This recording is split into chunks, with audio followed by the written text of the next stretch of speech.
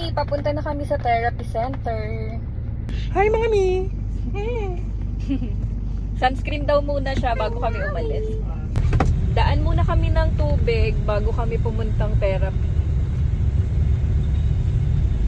Bili muna kami ng tubig.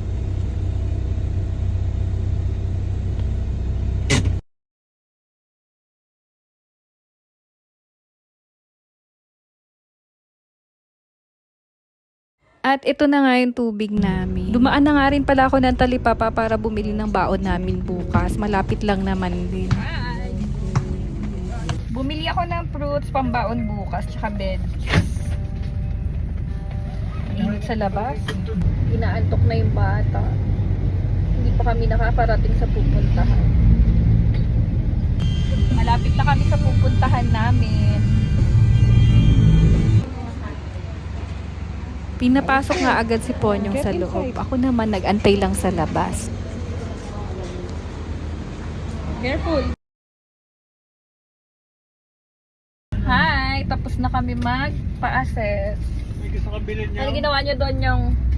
Ay, mamansin ni Ponyo. Nakauwi na kami. Maglalaro na daw agad dito sa labas si Ponyo.